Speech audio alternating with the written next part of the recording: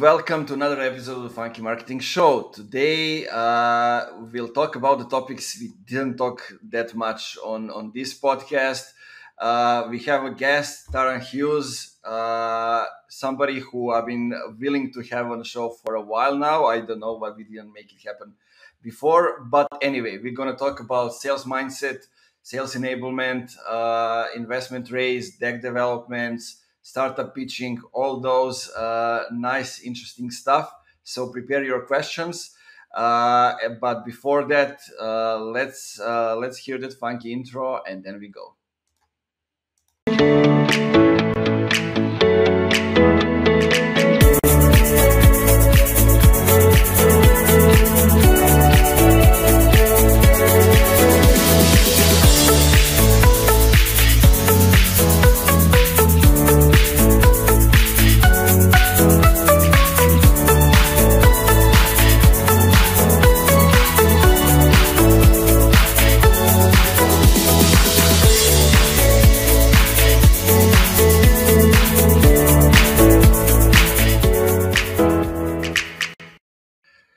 And we're back.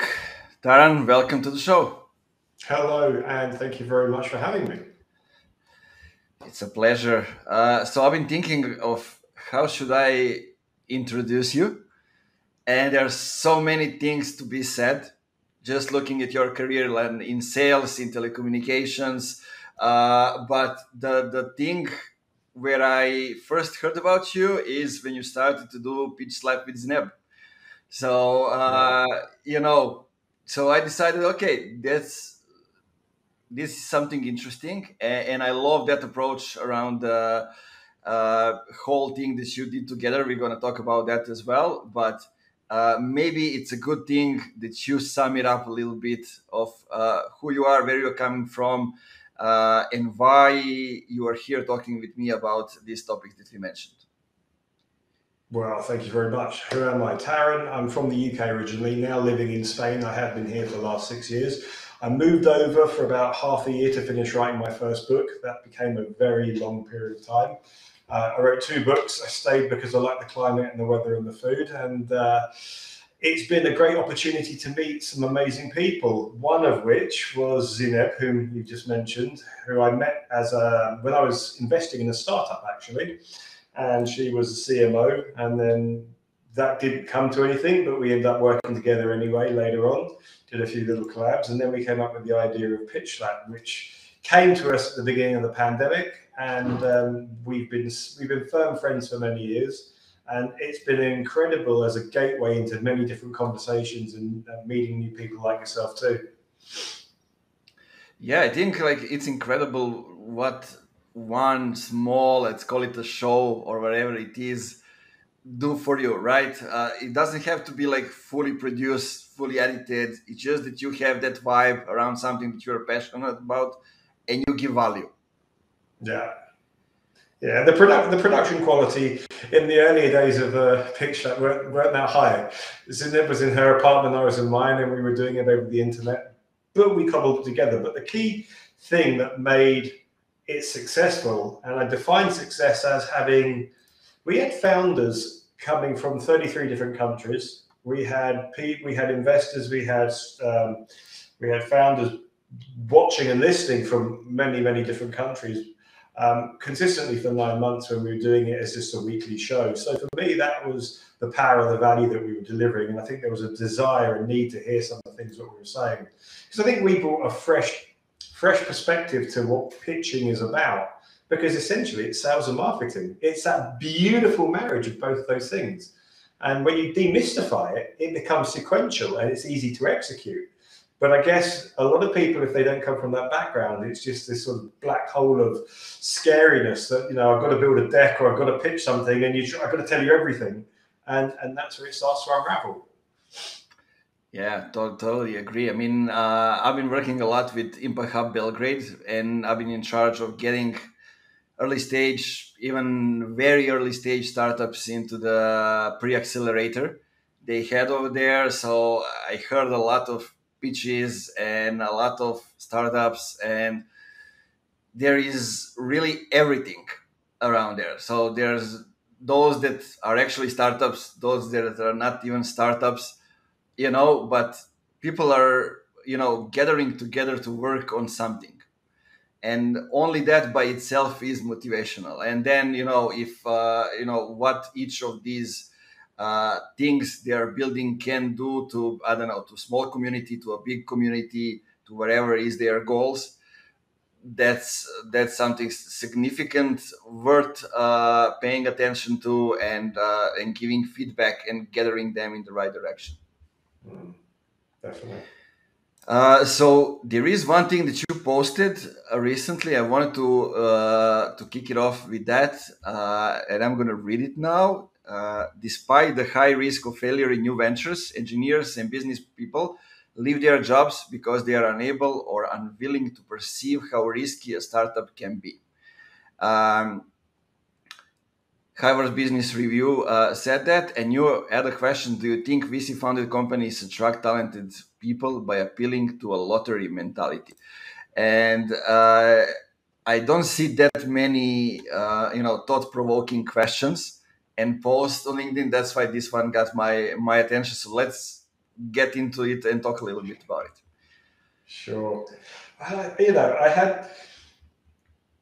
You're still kind of person goes into a startup. What gives up the security in the sense of a regular paycheck for this sense of, overwhelming pressure, uncertainty in terms of security, exacerbated if you have a family to support, the uncertainty of funding or earning money to live, etc. So it's like, it's a giant gamble, but do people perceive it as a gamble? And is it like blackjack?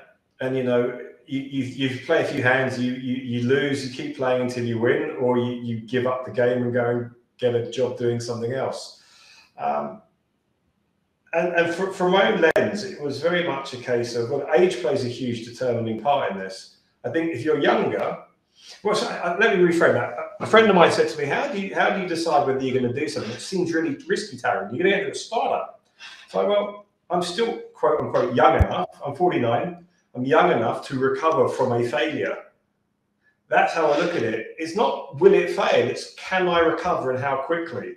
So if you frame it that way, then it's not so much a lottery mentality, then it's a high risk, high return, high reward strategy, a bit like investing in cryptocurrencies, a bit like investing in some fringe stocks, etc. But there is a degree of calculation and there's an underlying expectation or an underlying sense of my own self capabilities and what I can deliver in a situation. The other part is the unknown, which is the risk. But I'm not buying a lottery ticket hoping to win and be part of a unicorn. But I think most startup founders want to build unicorns, and I think that's where we're different. I don't. I want to build a business that's sustainable, and with Avon Games, we're doing that. But I'm not planning to be the next Ubisoft or the next Tencent or. Yeah, I mean, that's. I wouldn't tie it even to the startup founders. I would tie it to the today's youth. In most cases, like from what I'm seeing, and I work with a lot of youngsters. These days, I'm an ex youth educator and youth worker, and what I see is the shift that happened when we were younger. Even me, who I'm 38, you are 49. When we were younger, like we wanted to change the world, but seems like today's people, especially youngsters, most of them just want to learn how to swim and get the most out of the current state. That's something that keeps appearing in my mind when I look at how things are developing. Sure, there are exceptions, of course, that are actually have a bigger chance of changing the world because they are exceptions. It's not everybody that has that mindset, but things that comes to my mind is I want to earn a lot of money. I can do it by building a unicorn, by building a startup, and then basically everything I do, I turn towards that direction. And I've been working with a lot of companies. Some of them wanted to be unicorns. One of them is actually on the way to become one. and it's a tech development company. And like I stopped working with them because I couldn't get results out of the structure in the company, and I didn't like the mindset. But it's the mindset that gets them to the results. So I'm kind of like now in the middle. What I want to say is the mindset is fast forward, 10x growth. You know, they're all repeating that like a mantra inside the company.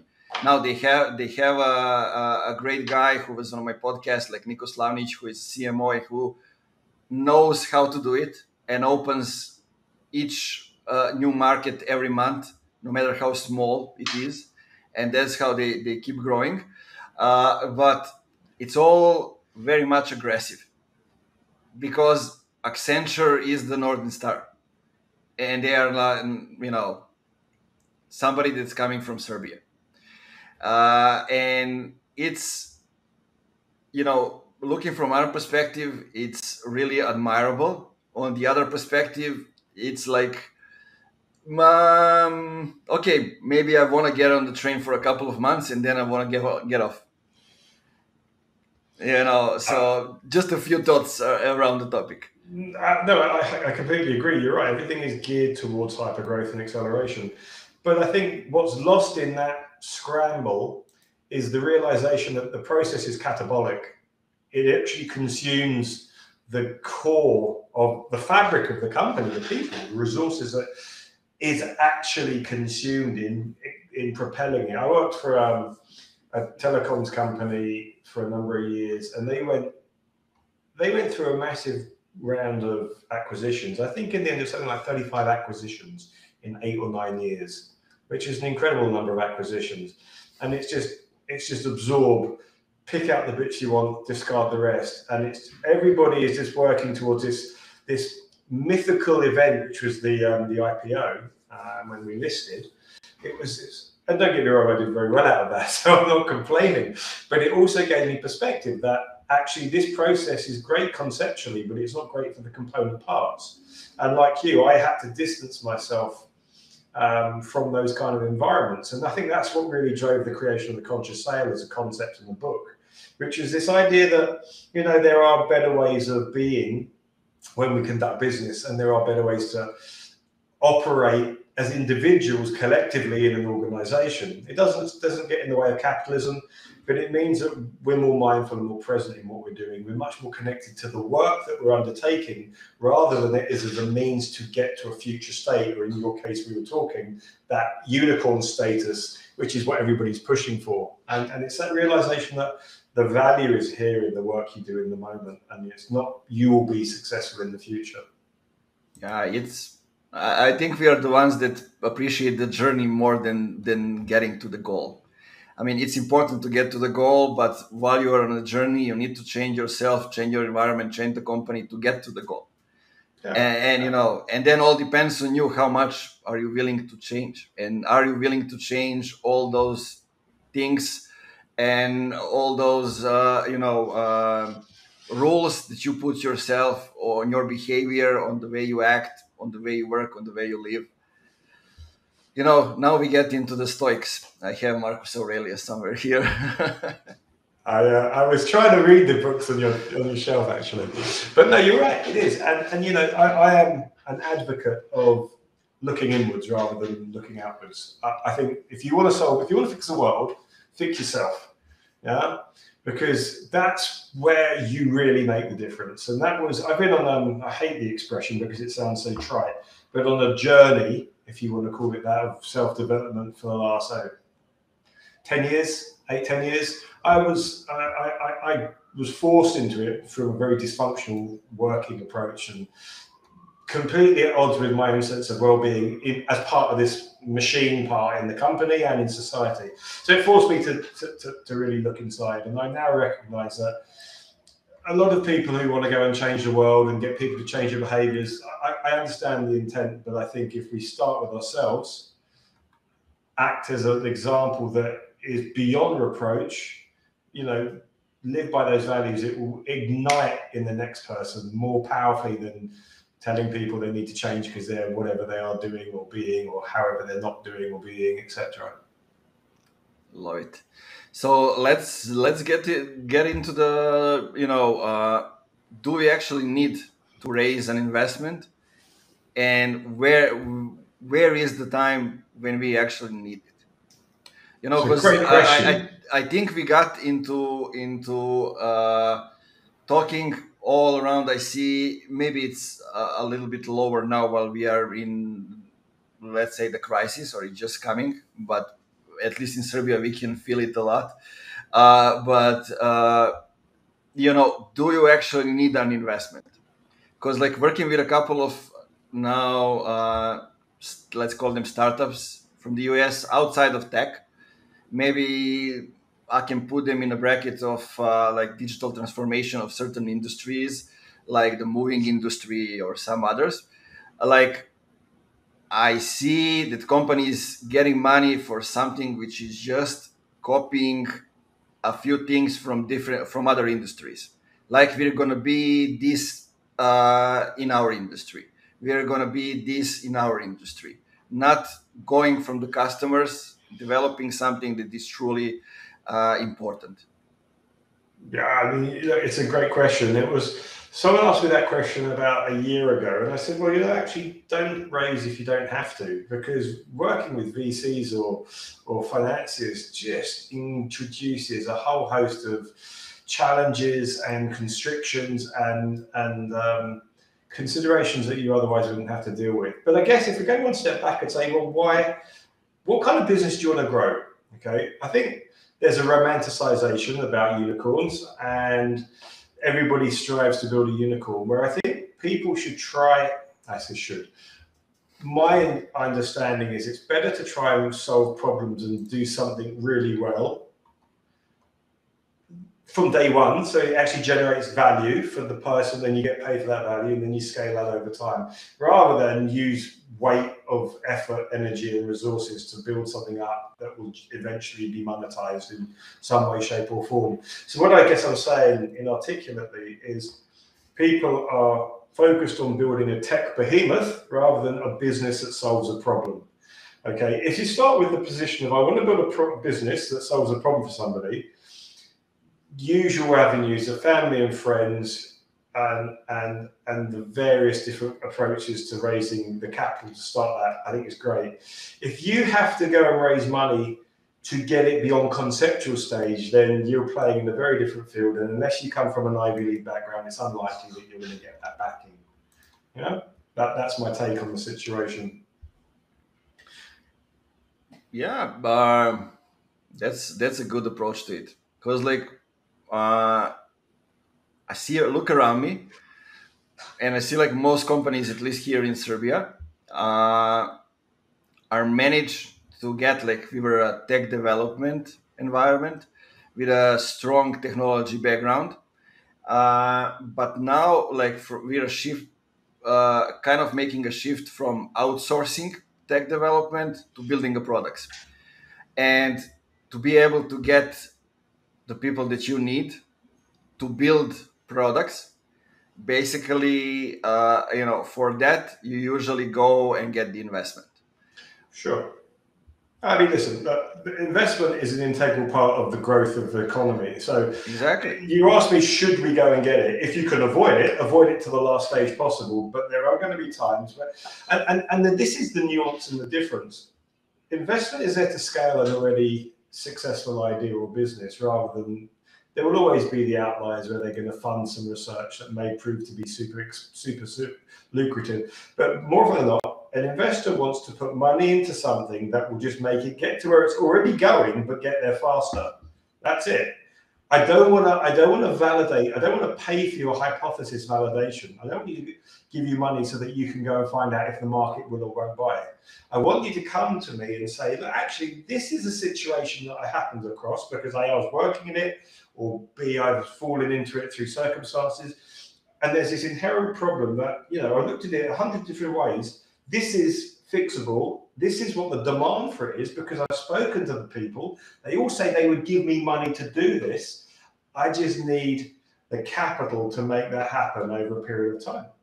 Now, if you can come to me with a credible insight into a situational problem that's solvable and demands being solved by the marketplace that you seek to serve, then that's when an investor will go, yeah, I can see that. And then that opens up the conversation, oh, how big is that opportunity? Will I get 10x on my return? Because, you know, the rate of return on investment is about 85–90% in favor of loss. So, you know, we have to win big on the ones that we do win big on.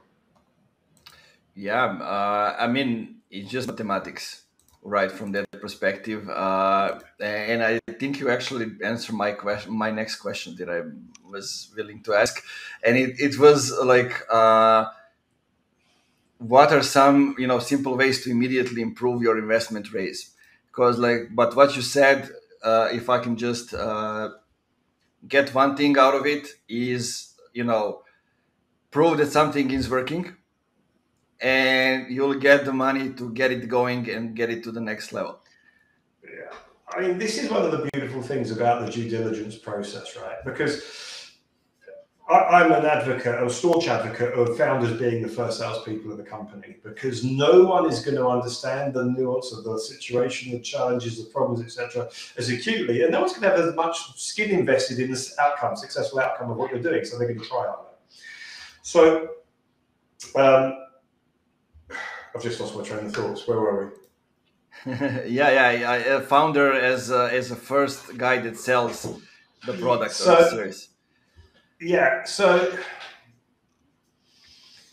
I've just know the point before that. Sorry, you can cut this out, I guess. But guys, if you're listening now live, my apologies. I've just had a senior moment. I guess what I'm trying to say is, when you invest in a company, when you're building a company and you want to go and raise investment, if you could show me the work you've done to validate the belief in that, it's that. Often on the pitch that we say, oh, I spoke to 50 people. That isn't indicative of a marketplace. That's a very low number of people. And what I'm looking for is you to go, actually, I went a mile deep, an inch wide into this market. And in doing so, I had 500 conversations, and 300 of those are going to be our first customers.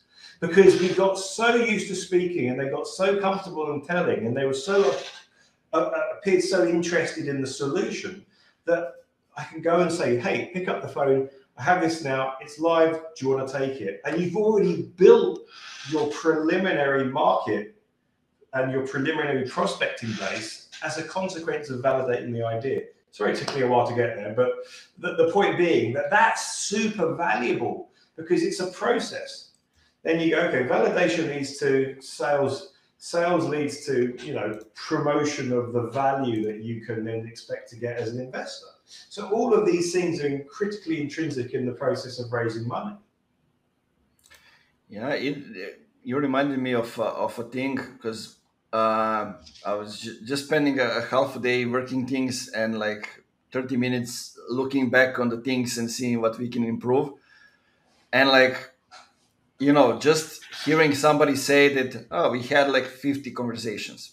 Like when I started Funky Marketing, I didn't know that we were going to go into the B2B. So I just know that I had 9,000 collections on LinkedIn, and I wanted to speak with as many of them to see what's out there. So I had like more or less 270 virtual coffees with people. And I saw that there's a gap in B2B that from what I know and what I have experience in working in B2C, I can fill in. And basically just based on that, we went into the B2B and we closed 59 clients in first 18 months, all organically on LinkedIn by focusing just on those things that I got from those conversations. And you know, it's not always that easy, but I mean, it's not easy to have 217 conversations, right? It's a lot of conversations to have to get to prove if something is just a hunch or that's actually a thing that is happening. But that's one of the things that distinguishes you from somebody else looking for an investment. So if I can find out what you're telling me by looking up on Google, then it's no value to me. But hopefully what you're coming to me with is a specific insight elicited from those conversations that have gone to the heart of a particular problem. you won't get that research anywhere on Google from a browser search. That has to be curated and nuanced from conversation, and then from the right body of people. I could speak to 1,000 people, none of them are YIC. So if you're coming from that position, you're starting to look credible. You may not have a credible business, but you as an executor of a business looks credible, which is another component of what makes people investable. You know, having a great idea and not being able to execute is the age-old problem. Exactly.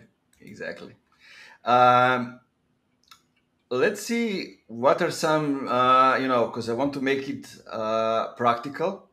Let's get to a few small, simple advices that people can, use to be able to optimize what they already have to be more approachable towards, raising an investment. What are some small, simple things that they can use maybe to talk about things in a different way, not just to present them differently? It's always about the value of the solution, yeah, to the person that you're solving it for. The size of the problem may be something you see and is not shared by the audience. So communicate the scale and the impact of the solution on the market very clearly. And I think spend plenty of time getting, a cross section of that feedback so you can distill it into a very salient, crisp, singular line. From the perspective of communication, most investors are looking for some kind of formalization in the deck. That deck is merely a sales and marketing document. It's not to be feared. It should be simple, and it should be the basis to get the next conversation. If you look at it that way, then you'll stop trying to put war and peace in the 10, 12 slides. So keep the information in the deck to what's relevant. No more than 2 or 3 pieces of information, ideally 2 pieces of information per slide. Every word has to count. Every word that you're going to utter, you should write down and then ask yourself, do the words I'm speaking when the slide is on the screen, does it relate? If it doesn't, why not change it? Can I say that one sentence more succinctly? Does the audience get it? Yeah, so take this critical approach of, do they match up? And is it really saying what I want it to say? When you've done that first draft, here's the killer one. What 3 things is one of my favorite tricks for people to do. Find someone you trust to give an honest feedback. Deliver the pitch, whether it's spoken or it's a pitch with a deck. Let them listen. And then when it's finished, ask them, what 3 things stood out the most about what I just told you? Because we often have an idea that we're really emphasizing one particular branch of communication, whether it's the problem or the solution or the profitability, but the audience will cue into what's most apparent to them. Now, one swallow doesn't make a summer, so you go and do that with 2 or 3 or 4 people. If you get the same thing over and over again, and it's not what you're looking for, you've got to change the content. But I think that's super powerful, and anybody can do that with any materials they create. Yeah, there is one thing. What you said matters, and not only for sales decks, sales pitches. It works for any public speech, that you are preparing. There is one thing I wanted to ask you, because most of the pitches begins with 2 things. We are the name of the company. This is our team, and then they go to the problem. Or they start with a problem, and then they go and talk about themselves. Yeah. But they just, announce the problem from the start. And there is the third thing that I see started to get traction recently, and it is like the strategic narrative thing, where you get to show them like the bigger change, and then you narrow it down to the problem, and then you go further by that.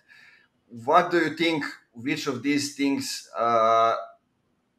can we use? Where do we use each one of them? And what's the best practice? Just by experience. Yeah, I think the strategic narrative piece takes time to unfold properly. And therefore, I don't think it has a place in your 5-minute pitch, because you're creating a backstory, and I'm not interested in your backstory. At that point, if you've got to frame it from the point of view, what is the other person trying to get from that 5-minute, 30-minute piece of time? They want to decide whether they're going to invest another 30 minutes to an hour talking to you beyond that, right? So that's their point of view. So talking about the strategic narratives and your backstory is not appropriate. As far as I'm concerned, the very first slide that you create, if you're using a deck, or the very first thing that you communicate, spoken, should give me a sense of what's coming. The name of the business and a singular sentence that frames the industry, the disruption, the problem, something that goes, this is a business about this industry disrupting this problem or this benefit, something that I can then anchor my sense of awareness around, and then everything follows from that. So I kind of like the first page giving me that foundation, then going straight into the problem, that I see, and then the solution. I tell you that the whole team thing is only appropriate early on if there is a technical reason why your credibility needs to be established early, so that it gives more credibility to the perception of your ability to execute. Because if you're saying, we're going to build a quantum computer, we need $500 million, and no one's got a technology background, no one's an academic, it's like, so you kind of will establish that you're the right people from the beginning. So it's nuanced as to whether that needs to happen early or not, depending on the kind of business. But typically I prefer that first 5 minutes to focus on the problem, the solution, how it's going to impact the market, the opportunity, etc., condensed into 5 minutes. After that, give me 30 minutes, and I'll tell you that story, and I'll give you more context, because data communicates stories, make people remember, and that's how we as humanity have shared valuable information through storytelling. It's no coincidence that's happened. So that's a very powerful medium.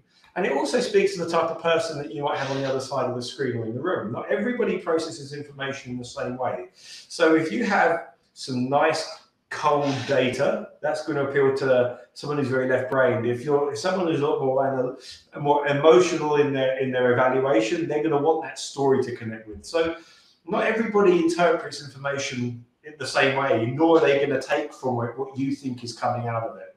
If that makes sense? Yeah, makes perfect sense. Like adjust the story, the presentation, everything towards the person who it is for, right? And that's also the way I look at, for example, like strategic narrative. It's about when you create a category.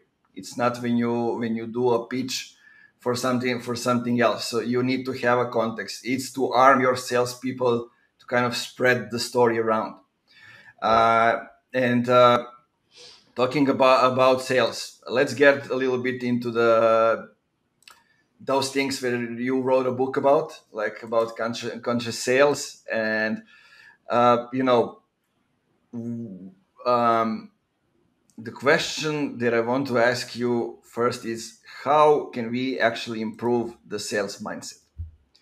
Because that seems to be like a generic question, and I want to hear, like, where is your answer coming from? Where is the question taking you?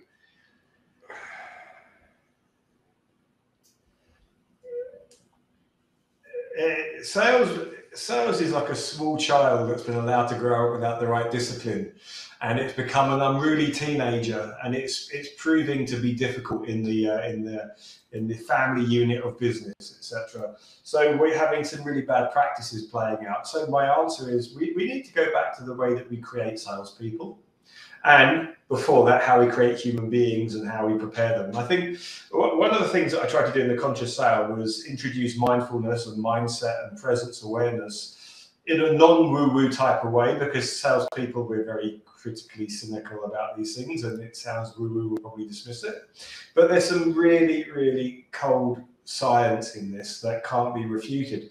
And bringing a calm level mind's sort of awareness to the problems that we encounter, or even the situations we encounter, allows us to create a little space between the event happening and the way that we decide to respond to it. Because normally people react.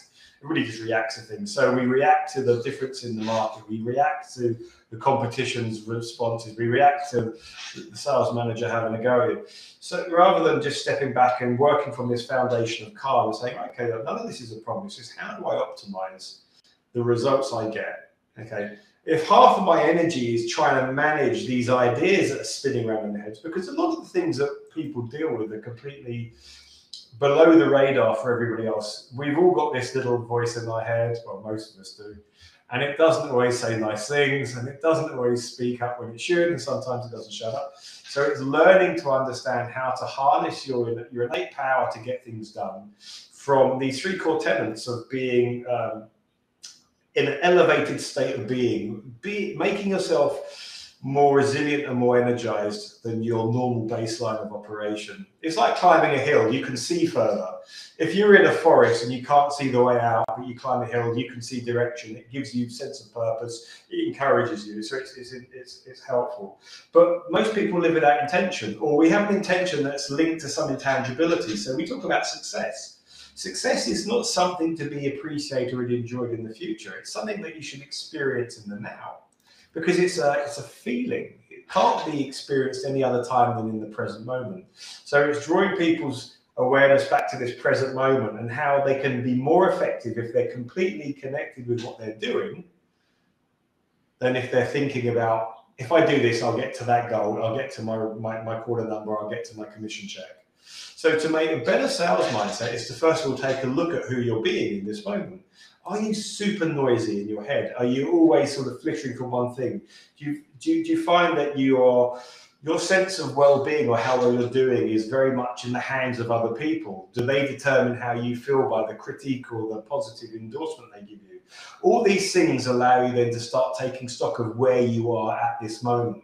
And then you can start taking steps to regain your power.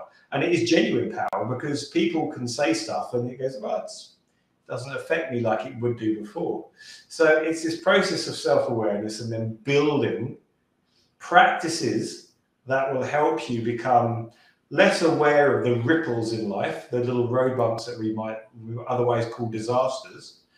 And it allows us to actually become that much more engaged in what we do. And when we're really engaged with things, we tend to become more sticky as people. People tend to seek you out and want to have conversations with you because they find your sense of focus really captivating.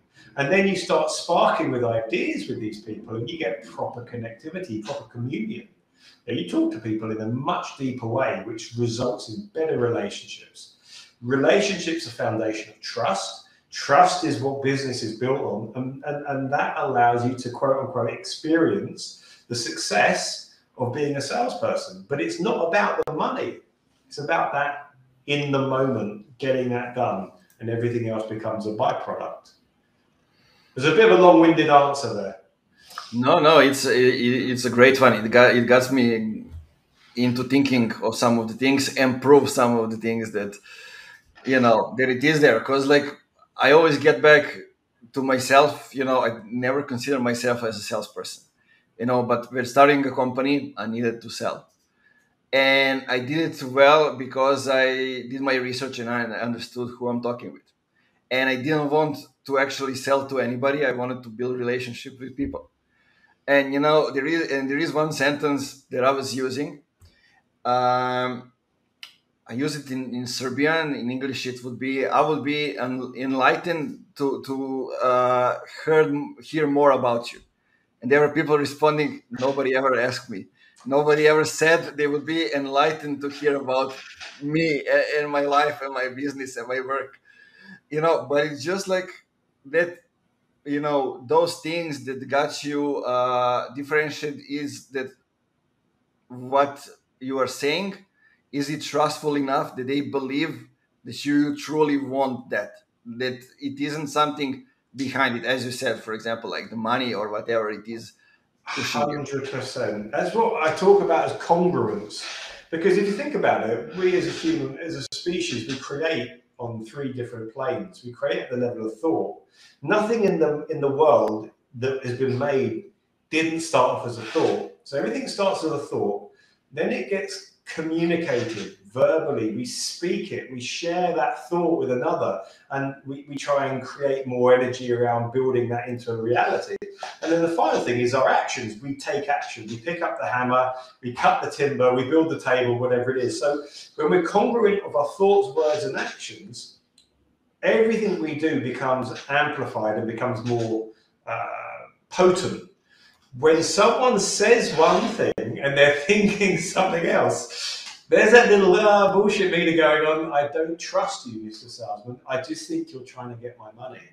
And I think when salespeople stop treating customers as a means to get money, customers will stop treating people like they're trying to do that. You know, they'll stop seeing them as someone trying to take money from them, and because there's no baseline of trust. So I think it's 100% correct to think that you've got to have a common ground and somewhere to speak from before you even think about selling. Yeah. Look, I'm trying to get into the B2B sales communities. There is one now open in for the people from Balkans, from Serbia, Rev Genius, and I'm just listening what's going on over there. And you know, most of the people have just one mindset that goes towards what they are doing. They don't look at at business from who are different sizes. They don't look at the business from different industries, and then don't try to get to learn a little bit from all sizes and to get better in what they do in their own industry or in their own niche. Like enterprise sales is totally different than the when you are selling to the SMEs. It's totally different, but still, they will say what you are doing for the SMEs. If you're talking with somebody, two-person salespersons selling to different people, they will sell you are talking bullshit, and the other one will tell him you're also talking bullshit, because they don't try to understand each other. And it's not only on that level, it happens also inside the company, and there are always those kind of silences happening again. But the thing that I notice is that the best salespeople are also good in marketing, which means good at understanding who they are selling to, good at, they don't need to create content, but they know how to do it, and they understand the value of it. And coming from the marketing side, what I see is that we marketers lack understanding of the sales function. So more than sales lacks of understanding of marketing function.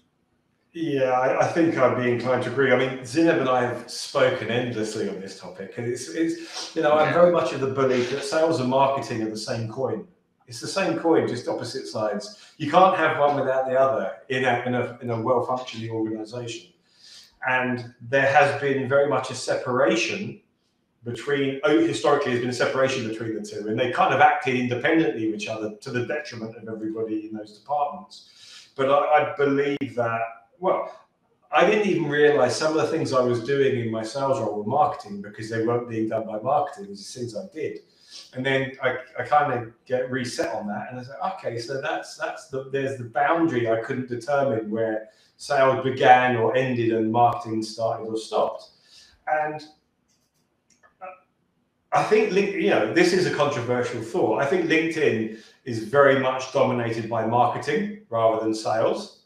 I think it's probably 60-40 split in terms of, and I think that a lot of the new wave marketers, and I'm going to get shot for this, but I think a lot of the new wave marketers think they're doing sales, and they don't understand the difference in what sales actually is. It's not even how to do it, they just don't know what it is. They think what they're doing is almost sales, and they miss the mindset. You don't need to have a tenacious and resilient mindset in marketing the way you do in sales, when you're expected to make phone calls to people who may be having a bad day and see you as a convenient way of taking it out on someone. It's happened in every salesperson's life. They've had someone on the phone having a bad day, and they unfortunately get the brunt of it. So there's so many facets, and I think, it's cliche to say go and spend a week or a month in someone else's department or another person's shoes. bloody good lesson, that, because it would be very interesting for both to see just what is involved beyond the superficiality of the description and live the grassroots experience. Yeah, Milica had a comment, but before we get into that, there is one thing that always associates me, and it's totally out of the business context. While I was studying, with a friend of mine, we were going from house to house working for um, electricity distribution company, however it is in English. But basically, we needed to check the numbers, how much electricity did they spend per month, and get this down. It was first writing it down, then we got some some software devices. But anyway, what we needed to do each morning at 6, 7, 8 a.m. to get into the house, because like devices were inside the house, and to get the number. So we needed to learn first how to get into the yard, escaping the dog. Then we needed to wake those people up. Sometimes it's, I don't know, they are having argue inside it, and we need to ring because we cannot come back tomorrow. And this is where I learned how to communicate and how to actually get myself inside somebody else's house as a stranger. And I mean, you see there are a lot of different personalities, a lot of different people. Some of them even said, for the next month, the key is behind this stone. You just take it and you go. And, that's how much trust some give you at the moment. What a great training that was for you, though, because that's not common for everybody, right? That's a really good way of learning how to deal with people. Yeah, especially, because my friend's uncle was the main responsible guy over there in the company, and he count us as the ones that he can trust. So we needed to get inside the houses of people that own a lot of money for electricity, just to get the number so they can sue them. And basically, there was a guy who, I don't know, it was 5-6 millions he owned. And everybody was talking like, oh man, don't even try to go there. Dogs, he is an angry guy. He can get a shotgun, whatever it is. He wasn't at home. There was no dogs. His wife opened up for us. We said, why we are here. She said, wait, I need to get the key. So we get upstairs. She unlocks the door. We need to get off our shoes. We get in. She unlocks another room. Then she removes the bed, and inside the locker there's a device. And I'm like, it's not that the guy is dangerous, but would I come back to do all these things another month? No, I would just keep it. No. Wow. How incredible. Yeah, so I mean, you learn these things on a lot of different occasions, a lot of different stuff. And what I wanted to say, you never know what you know until you get in the position that demands you to show it. But that goes back to what we were talking about being present, and I 100% agree, by the way. And I had a similar kind of education in retail years ago when I started working in my first job. But it's not reacting to the situation and having the presence of mind to go, what the hell is going on here? How do I play this?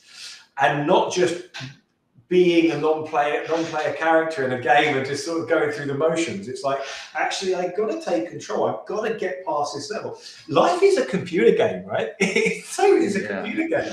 You are constantly interacting with other characters, overcoming challenges. And I actually refer to gaming in the conscious style. So gamers don't want to complete the game easily. They want challenge. They want repetition. They want to be able to feel like they've accomplished something. And I think that speaks to human nature. We don't want to do things easily. And there is an easier way to do things quite frequently, but we want to go through the struggle, and we want other people to recognize that we struggle. Okay, it's super interesting. And when you understand how people think like that, you can give them what they want whilst getting, I mean, that sounds manipulative, but I'm saying that you don't have to make it difficult to get the results that you're looking for. Totally agree. Now, Should we look Militz, at, yeah, absolutely. yeah, she said it's necessary to understand your customers' thoughts and objectives in order to align with your offer and support that you can provide them. Call it sales or better collaboration in order to succeed. It will help you also determine if you're the right fit, right? Yeah, totally. I think I've commented this a number of times. Businesses that are successful play to what their customers need and say and want rather than what they want to say and do. Yeah. You can see lots of companies doing what they want, and I'm a founder and I'm doing this, but it's the ones that respond to the market most closely. And I think it comes back to what I was talking. I think it may be one of your posts I commented on. Colt Telecom, City of London Telecom, were a challenger telecom operator in London. I don't know, I'll probably get this wrong now, 20 plus years ago. And the main incumbent was British Telecom. Colt comes along, and they're fresh air. They're doing everything right. They're talking to their customers. There's a process beyond the order form. Everything is like right, and they were the golden story. Cut to 15 years later, they've grown in size. They're as big as, they've lost all their agile, nimble response. They've lost what made them great in pursuit of the idea of what they should be rather than what the customers need them to be. So I think that speaks to what is being said in the comment there. Yeah. I mean, look, it's been a great conversation. We've been back and forth with a lot of different thoughts, and I really like where we ended up. Looking at back where we started, we agreed that this is going to be a freestyle because of lack of preparation from my side. But I knew what I want to. Conversation. Yeah, I knew what I want to get, and basically, for everybody listening, that's usually how I set up these conversations. I go to a guest profile, I check their about section, I check at the 10 latest posts, and I see what they're most passionate about because I already know why I invited them on the podcast. And then I just get a couple of topics that they are most passionate about, and I go over them, and then we jam and we get into some of those different stuff. But I like to go like this because that's how we get the most of the conversations. We don't know where it's going to take us. Beautiful. Taran, my man, thanks for being here. Thanks for joining the show. If we have done it like a month ago, I would probably tell you that we're going to drink something on the New Year's Eve in Barcelona, but I switched plans in the meantime. That's what I did last New Year.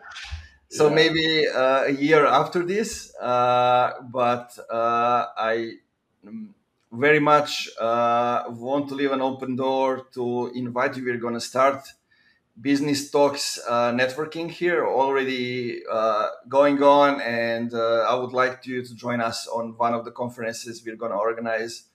So people from this side of the world, from the tech community, can get to know you and learn a few things from your experience. I'll be honest. Thank you very much. That would be fantastic. And thank you very much again for the invite. It's been great talking with you, and we've had a great conversation. Likewise. So tell me and the people where they can find more information about you. We'll leave it in the description, but just for those that are listening to the audio. Sure. So if you're interested in sales mindset, you can check out my YouTube channel. It's not particularly vast or expensive, but I have created quite a lot to help people with sales and sales mindset stuff on the conscious sale on YouTube.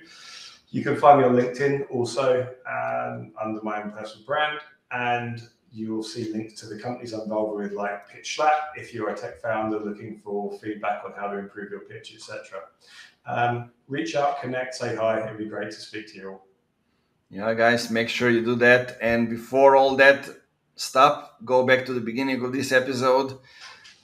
Listen, as I always say, stop at the moments when you feel like we said too much in a short period of time.